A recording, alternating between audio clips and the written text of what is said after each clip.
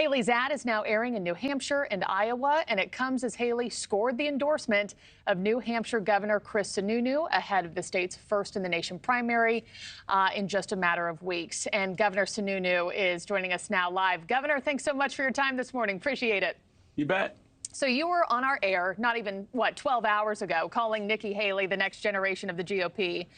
I'm curious, what was the exact moment for you when you were convinced that Haley was the woman for the job and that you were going to come forward and endorse her?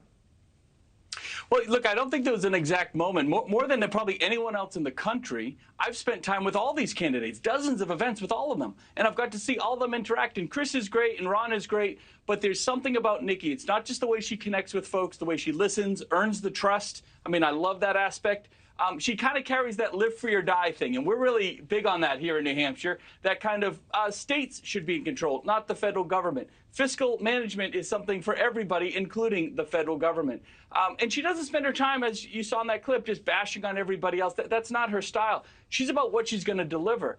And for me, it was also as this international stuff really becomes the world's on fire. She talks about that a lot. She has a better resume on international issues and a better understanding than anybody in the race, absolutely anybody. So you match that with turning our state around like South Carolina, all the jobs she created, lowering unemployment, the international experience, understanding all those fine dynamics in Israel and in Ukraine as the former UN ambassador.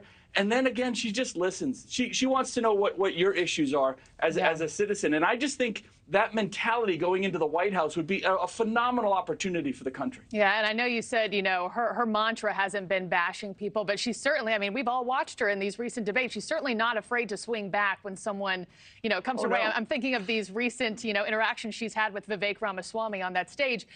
Governor, new polling indicates that former President Trump has a much narrower lead in your state than in Iowa, with Nikki Haley now in second place. I mean, 15 points behind him. Not close, but she's certainly gained a lot of ground.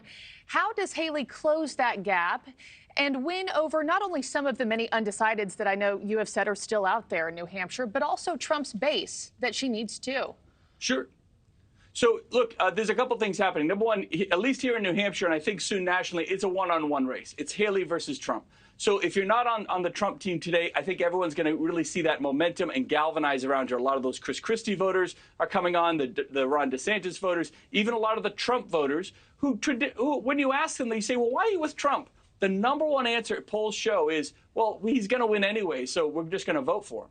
So there's this sense of inevitability that people are just kind of going along with. When you break that facade, if you will, when you kind of show that the emperor has no clothes, folks go, oh, wait a minute, there is a new generation. There is a way to galvanize the Republican Party and get people excited across the country and win this thing up and down the ticket. People get excited about that as opposed to just saying, well, I guess we have to live with what we got.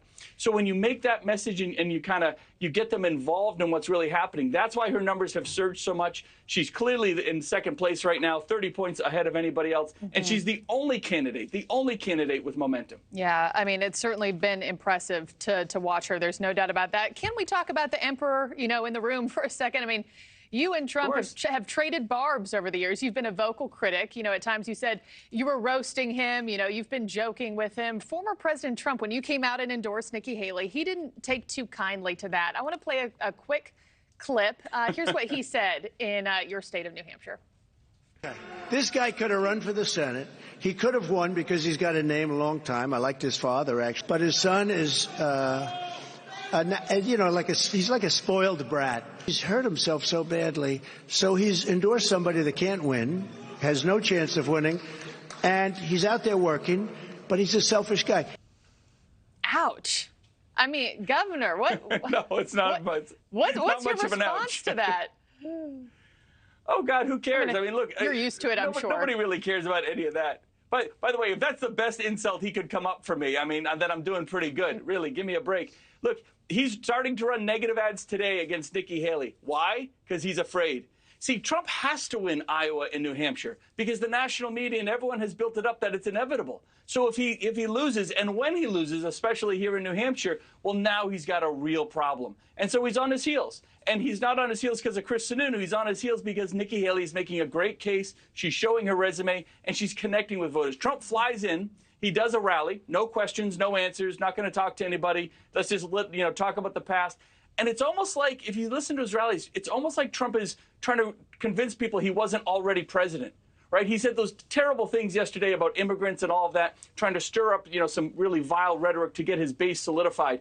But what he's also doing is almost trying to convince people that, remember when I promised to secure the border and build the wall and make Mexico pay for it, right? When I supported him in 16 and 20, we all bought into that. It didn't happen. He failed. And let me ask you this. So he's trying to almost convince people he wasn't there because he doesn't want to answer for the failure. Let me ask you this, we only have a few seconds left, but earlier this year you did come out and say that if he was the eventual Republican nominee for 2024, you would back him. Do you still stand by that? Well, look, the good news is he's not going to be the nominee in 24. But look, we're Republicans. I'm going to support the Republican nominee, and I'm excited that Nikki Haley is going to be the next president. All right. Heard you loud and clear. Governor Chris Sununu, thank you for all your time that you've given us. Thank you for watching. Go to newsnationnow.com to find News Nation on your television provider. And don't forget to click the red subscribe button below to get more of News Nation's fact-driven, unbiased coverage.